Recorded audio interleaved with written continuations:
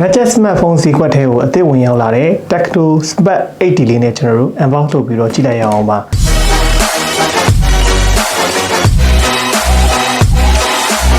Spark 80မှာဘာကွာသွားအောင်ဆိုတော့50 megapixel ဖြစ်သွားတဲ့အတွက်ရခင်70 version တဲ့ megapixel ပိုများသွားမယ် Full HD Plus display ဖြစ်သွားတဲ့အတွက်ရခင်70 version ကိုဝယ်မယ်ဟိဆိုရင်ကျွန်တော်တို့ 720p ကိုသာ HD display ပဲရမယ်အခြားပိုင်းကတော့ကျွန်တော်တို့ Helio G35 တာတဲ့ SoC ဘိုင်းကတော့ပြောင်းလဲမှုမရှိဘူးကင်မရာအနေနဲ့တာသွားတယ် display ဘိုင်းပိုကောင်းသွားတယ်လို့သူကညွှန်ထားတယ်ကျွန်တော်တို့အခု unbox လုပ်ပြီးတော့အတူတူကြည့်လိုက်ရအောင်ပါအဲ့တော့ Tecno ရဲ့ထုံးစံတိုင်းအကုန်လုံးအဆုံးစီပါလာကြည့်အောင်ပါဒါကတော့ကျွန်တော်တို့သူ့ရဲ့50 megapixel AI camera Durate camera ဆက်ရက်ပဲကျွန်တော် depth sensor တိတိလေးတစ်လုံးပါတယ်ပေါ့ပြီးရင်ကျွန်တော်ဒါ Full HD Black display ပါမယ် notch တော့ပါမယ် punch hole နဲ့တော့မရသေးဘူး G35 နောက် DTS Stereo Sound Effect တော့ပါတယ် effect ပဲပါတာလား speaker နှလုံးလောက်တာလားတော့ကျွန်တော်တို့စမ်းပြီးတော့ကြည့်ပါမယ်เนาะကျွန်တော်ဒါ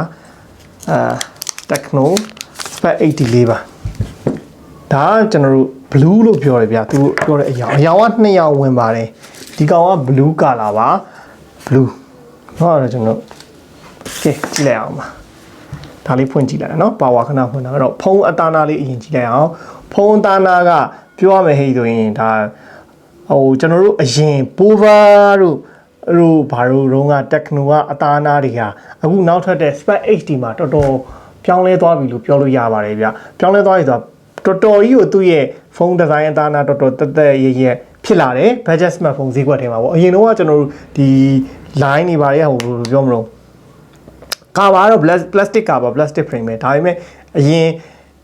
ဖုန်းတွေမှာ big quality ဘိုင်းကနည်းနည်းလေးပြုတ်တွေ sport တွေထားခြင်းနဲ့ဒီမဲ့တော့တော်တော်ဒါမစိုးဆိုတဲ့အနေအထားမှာရှိရပေါ့နော်တော်တော်မိုက်လာတယ်ဒါပေမဲ့ဒီကောင်ကတော့လက်ရထင်တယ်ပေါ့နော်နောက်ကပြောင်း plastic bag ပဲနောက် fingerprint ပါမယ်ဒီအပေါ်ကတော့50 megapixel main camera ပါမယ်depth sensor လေးတစ်လုံးပါမှာပေါ့နော်ပြီးရင်တော့ကျွန်တော်တို့ထုံးစံတိုင်း ပေါ့ကတော့ပေါ့ကတော့ micro ပဲဗျ type C တော့မဟုတ်သေးဘူးပေါ့ကတော့ micro ပေါ့ပဲဖြစ်ပါတယ်နောက် 3.5mm jack ပါမယ်နောက် speaker ပါမယ်ပေါ့နော်ဒါဖုန်းလေးက 9000 mAh battery ကိုလုံးဝပါကြစ်လေးအနေထားမှာရှိတယ်တော်တော်မိုက်တယ်ပေါ့နော် screen size ကတော့ကျွန်တော်တို့ဒီ 6.67 inch ပဲဖြစ်ပါတယ်ကဲအဲ့တော့ဘာတွေပါတော့ကျွန်တော်ကြည့်အောင်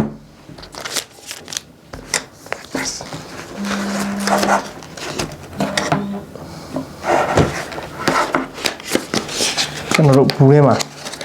power လေးအရင်ဖွင့်ထားလိုက်မယ်နော်display notch လေးမပြောက်သေးတာတစ်ချက်ကတော့နည်းနည်းလေးဆိုတာပေါ့နော်ကဲဟုတ်ပြီအဲ့တော့ power လေးခဏဖွင့်ထားမယ်ကျွန်တော်တို့အရင်လိုရှေ့မှာ intro လေးတွေမဝင်ဘူးဆိုတာဒါ budget smartphone ဖြစ်တဲ့အတွက်ကျွန်တော်တို့ထူးဘာမှအများကြီးပြောကြမရှိလို့ပါဒီသူ့ရဲ့ SoC MTK Helio G35 ကဒီပုံမှန်တွေ့နေကြဒီဈေးဝန်းကျင်မှာရှိတဲ့ smartphone တွေမှာပါနေကြ SoC တစ်လုံးပါပဲ G35 တို့ P35 တို့ဒါနဲ့ပဲလှည့်ထုံတယ်ပေါ့နော် running cap ပါမယ်သူ original silicone cover ပါမယ်နောက် user guide ပါမယ်နောက်သူက10 watt charging မှာ9000 mAh ကို10 watt နဲ့အားသွင်းရမှာပါအဲ့ဒါကတော့အားနေနေပေါ့တကယ်လို့18 watt လေးသာပါလာရင်တော့ပို့ပြီးတော့ဖြစ်မယ်ပေါ့နော်ဒါအားသွင်းကြိုးနဲ့အားသွင်းကောင်းပြီးရင်နှစ်ချက်ပါပါမယ်Tecno phone တွေရဲ့အားသာချက်တစ်ခုလို့ပြောလို့ရတာနှစ်ချက်ဒီ charging ကောင်းနေsorry ပေါ့နှစ်ချက်ပါတာပေါ့နော် charging ကောင်းတဲ့အာသွင်းကြွားတော့များသောအားဖြင့်အကုန်ပါပြီးသားပါဒီဈေးဝန်းကျင်ဖုန်းပဲဖုန်းပေါ့ပေါ့နောက်တစ်ချက်အားသာရတဲ့တစ်ချက်ကသူကRAM 460 volt နဲ့လာတာမှန်တယ်ဒါပေမဲ့ single နှစ်ကတ်ထည့်လိုက် memory card စိုက်လို့ရပါတယ်အဲ့တစ်ချက်ကတော့ကျွန်တော်တို့လုပ်ငန်းသုံးတဲ့သူတွေအတွက်ပို့ပြီးတော့အဆင်ပြေစေပါတယ်เนาะကျွန်တော်ဒီမဲ့ single နှစ်ကတ်ဆိုလဲ memory card စိုက်လို့ရပါတယ်ကဲ okay ပါအဲ့တော့ဒါပဲပေါ့နော်ဒါ Tecno Spark 80မှာပါတဲ့ accessory လေးတွေပါနောက်တစ်ချက်ကောင်းတာကတော့ Android version 11ဖြစ်သွားတာလေကျွန်တော်တော်တော်မိုက်ပါတယ်ဘာလို့ဆိုတော့ဒီအချိန်မှာ11ဆိုတာမြင့်နေထဲမှာပါပြီပေါ့ဗျာနောက် update လာမယ့် software တွေလည်းကောင်းလုပ်ပါတယ်အဲ့တော့ဒါတော့ Tecno Spark 80ပါသူ့ရဲ့တကယ်အားသာတဲ့အချက်ကတော့ကျွန်တော်တို့ Full HD display ရသွားတာမိုက်တယ်ပုံမှန်ဒီဈေးတန်းဝန်းကျင်မှာရှိတဲ့ဖုန်းတွေပေါ့နော်ကျွန်တော်တို့ဒီTecno ပဲဖြစ်ဖြစ် Oppo ပဲဖြစ်ဖြစ် Vivo ပဲဖြစ်များသောအားဖြင့်က HD display တွေနဲ့ပဲ 720p တွေနဲ့ပဲလာတာများတယ် Spark 80မှာပထမဆုံးပါလာတဲ့ဖုန်းလို့ပြောလို့ရတယ် Spark 7တော့ display ပိုင်း သူ့ဈေးတန်းထဲမှာမစိုးဘူးအဆင်ပြေတယ်ပြီးရင်ကျွန်တော်တို့ဒီ Tecno phone တွေမှာပါနေကြ Google service အားလုံးပါတယ် Tecno phone ဝယ်လို့စိတ်မစင်းရဘူး Google service အားလုံးတစ်ခါတည်း auto ငုတ်တော့ဖုန်းဖောက်ပြီးတာနဲ့တန်းပြီးတော့အသုံးပြုလို့ရတယ်အဲ့တော့ကျွန်တော်တို့ဘာလို့ဆိုတော့ကင်မရာလေးတစ်ချက်စမ်းကြည့်မယ်ပေါ့နော်ကင်မရာ15 megapixel လေးကိုကျွန်တော်တို့တစ်ချက်ရိုက်ကြည့်အောင်ဟမ်မစိုးဘူးပဲเนาะအဲ့တော့ဒီမဲ့တော့အဲ့မှာတစ်ချက်ကျွန်တော်တို့ကင်မရာဘိုင်းမှာနည်းနည်းတစ်ချက်ထည့်ပြောစရာရှိတာကဒီ AI cam အပြင်ကို तू က slow motion ကို120 frame per second နဲ့ slow motion video တွေရိုက်လို့ရတယ်နောက် portrait ပုံတွေ AR shot တွေနောက် beauty mode ကတော့ auto ပြင်ပေးတဲ့မှုတွေပါတယ်ပေါ့ဒါကတော့ကျွန်တော်တို့ Tecno phone သုံးနေကြသူတွေဆိုသိတယ်ပေါ့เนาะအဲ့တော့ကျွန်တော်တို့ဒီ AI cam လေးနဲ့တစ်ချက်ရိုက်ကြည့်လိုက်အောင်ပါဒါကျွန်တော် AI cam နဲ့เนาะဒီ flower ဆိုပြီးတော့လည်းပေါ်ပါတယ်ဒါသူရဲ့ကျွန်တော်တို့ AI cam နဲ့ရိုက်ထားတဲ့ပုံရိပ်လေးပါเนาะဟုတ်ပြီအဲ့မဲ့ကျွန်တော်တို့ကတကယ်လို့သူ့မှာပါတဲ့15 megapixel နဲ့ရိုက်ချင်တဲ့ဟိတ်ဆိုရင်တော့ Ultra HD နဲ့ရိုက်ရမှာပါ Ultra HD ဆိုရင်ကျွန်တော်ဒီမဲ့15 megapixel နဲ့ရိုက်မယ်လို့ပြောပါတယ်အဲ့တော့15 megapixel နဲ့ပုံလေးတစ်ပုံတော့ရိုက်လိုက်ရအောင်တော့ဒါကျွန်တော်တို့ဒါ15 megapixel နဲ့ရိုက်ထားတဲ့ပုံပါမစိုးပါဘူးဗောနော်မစိုးပါဘူးဆိုတာဟိုကျွန်တော်တို့က budget smartphone မှာတော့ကင်မရာအရင်ကြီးကောင်းတယ်ပြုတယ်ဆိုတာထက်မိုက်တယ်ဆိုတဲ့အနေထားပဲပြောလို့ရမှာဗောနော်အရင်ကြီးတော့ဟိုပါဗောဈေးကြီးတဲ့ဖုန်းတွေနဲ့တော့ရှင်းလို့တော့မရဘူးဒါပေမဲ့သူ့ဈေးတန်းမှာတော့ဒါမစိုးတဲ့အနေထားမှာရေးရတာ slow motion 120 frame per second ရိုက်လို့ရတယ်အဲ့တော့ slow motion လေးနဲ့ကျွန်တော်နမူနာရိုက်ကြည့်လိုက်မယ်နော် slow motion လေးနဲ့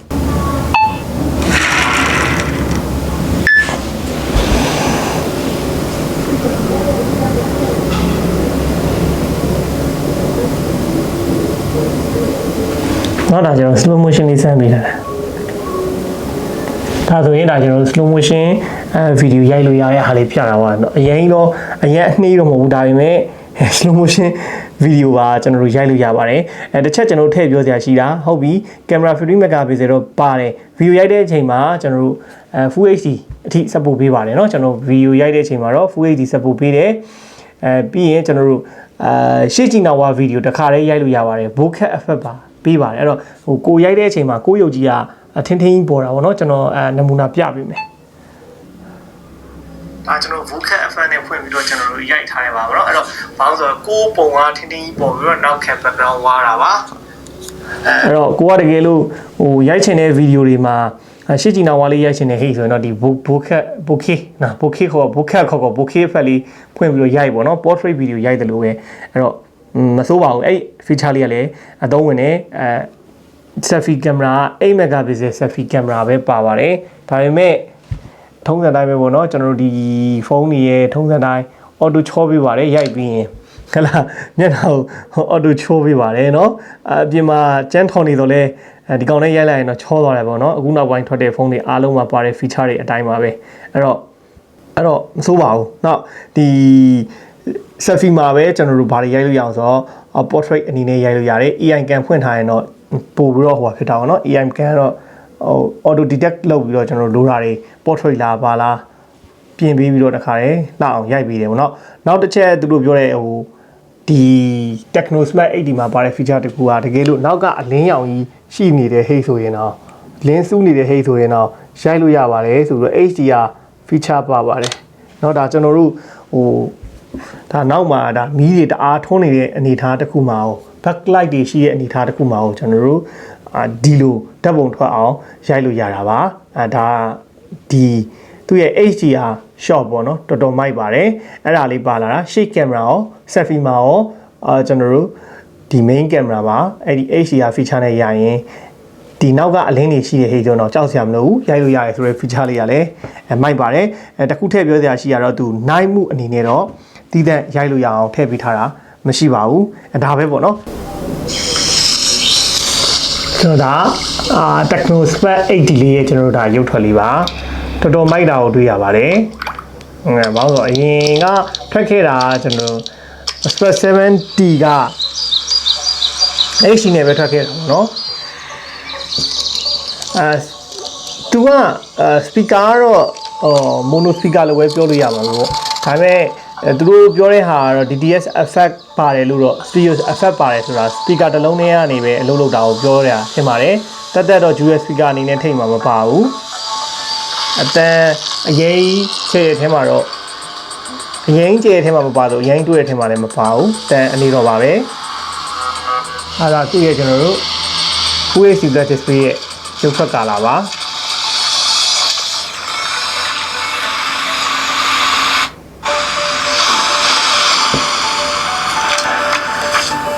အဲ့တော့ Spec Series မှာကျွန်တော်တို့အကောင်းဆုံးရုပ်ထွက်ပြီးတဲ့ဖုန်းကိုပြောလို့ရပါတယ် Tecno ရဲ့ဒီ Spec ထွက်ခဲ့တဲ့ Spec 5, Spec 6, Spec 7, Spec 8ထဲမှာ Full HD နဲ့ထွက်တဲ့ပထမဆုံးဖုန်းလို့ပြောလို့ရလို့ display တော်တော်အဆင်ပြေပါတယ်နောက်ပြီးရင်ကျွန်တော်တို့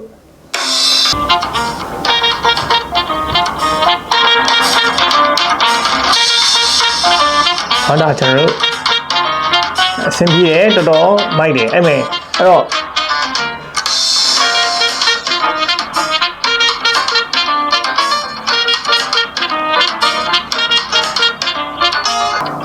အဲ့တော့ကျွန်တော်ပြောလို့ရတာဒီဈေးထဲဝင်းကျင်ဖုန်းမှာတွေးနေကြဖုန်းမှာပါနေကြ display တွေထက်ပေါ့နော်ကျွန်တော် Full HD display ပါလာတာမိုက်တယ်သူ့ရဲ့ display ဟာသူ့ဈေးထဲဝင်းကျင်မှာကောင်းတယ်ဆိုတော့ display အနေထားမှာရှိတယ် LCD ပဲပေါ့နော် IPS LCD 6.7 inch display ကို Full HD နဲ့ပါတာအဲ့ဒါလေးကတော့မိုက်တယ် speaker ကတော့ကျွန်တော်တို့single speaker ပဲ stereo effect ပါတယ်လို့ပြောတယ်ကျွန်တော်တို့ MIDI မှာပါလို့ dual speaker မှာပါတဲ့အတွက်တော့အရင်ကျေပြီးတော့နှစ်ဖက်လုံးဟုံတောင်းနေအောင်တော့မဟုတ်ဘူးနောက်တစ်ချက်အနေနဲ့ကတော့ကျွန်တော်တို့အရင် power မှာတွေ့ရတယ်လို့ပေါ့နော် speaker ဒီမှာပဲတော့ပေါင်းထားတာမဟုတ်ဘူး speaker ဒီမှာတက်ပါလာတယ်เนาะနောက်ကင်မရာကသူ့ရဲ့15 megapixel ကမစိုးဘူးဒါပေမဲ့တစ်ချက်ထည့်ပြောစရာရှိတာကျွန်တော်တို့သူ့ရဲ့ဒီ MTK G35 SoC ကတော့ပုံမှန် daily usage တွေအတွက်ကောင်းသုံးလို့ရတဲ့အနေအထားမှာရှိတဲ့ဖုန်းတစ်လုံးဖြစ်တယ်game ဆော့ခြင်းနဲ့ game heavy ဆိုတဲ့သူတွေအတွက်ကတော့ဒီဖုန်းကကျွန်တော်တို့ဦးစားပေးပြီးရွေးချယ်တဲ့ဖုန်းတော့မဟုတ်ဘူးပေါ့အဲ့တော့ကိုကပေါ့ပါဒီ daily usage ဖြစ်တဲ့ Facebook သုံးတယ်ကျွန်တော်တို့ Viber တွေသုံးတဲ့ဟာမျိုးအဆင်ပြေတယ်နောက်ဒီ2,600,000 2,900,000 ဝန်းကျင်မှာကင်မရာကောင်းလေးနဲ့ကင်မရာမဆိုးတဲ့အနေအထားမှာရှိတဲ့ဖုန်းတစ်လုံးဆိုရင်တော့ဒီကောင် Spec 80လေးကကျွန်တော်တို့အတွက်ရွေးချယ်တဲ့ဖုန်းတစ်လုံးဖြစ်ပါတယ်အဲ့တော့ဒါကောင်းတဲ့ချက်ပေါ့မကောင်းတဲ့ချက်တစ်ချက်ထည့်ပြောရမကောင်းတဲ့ဟာကိုကျွန်တော်တို့ပြောရမယ်ဟေ့ဆိုရင်တော့ကျွန်တော်တို့ port ကတော့ခုချိန်ထိ micro port ကိုပဲသုံးထားတယ်ကျွန်တော်တို့ fast charging ပါဝင်လာခြင်းမရှိဘူး10 watt နဲ့ပဲအားသွင်းရမယ် battery 5000 mAh ပြီးရင်နောက်ထပ်တစ်ခုအနေနဲ့ကတော့ display လေးကpunch hole လေးဆိုရင်တော့ပူလာတယ်ဒါပေမဲ့ budget smartphone ဖြစ်တဲ့အတွက်ကတော့ကျွန်တော်တို့လောလောဆယ်မြင်တွေ့နေကြ not display screen နဲ့ပဲရမှာဖြစ်ပါတယ်အဲ့တော့70လား80လားငွေတေး1000မှာကျွန်တော်တို့ဝယ်ဖို့ရွေးချယ်ဖို့ခက်နေတဲ့ဟိတ်ဆိုရင် camera megapixel များပါတယ်ဖုန်းနောက် display ပိုကောင်းသွားတဲ့ဖုန်းလိုချင်တဲ့ဟိတ်ဆိုရင်တော့ Spec 80ကိုရွေးပါလို့ပြောရင်လည်းဒီနေ့ unbox လေးကိုဒီမှာပဲညီကုန်းချုပ်ပါတယ်အားလုံး stay safe stay strong ပါ Here we go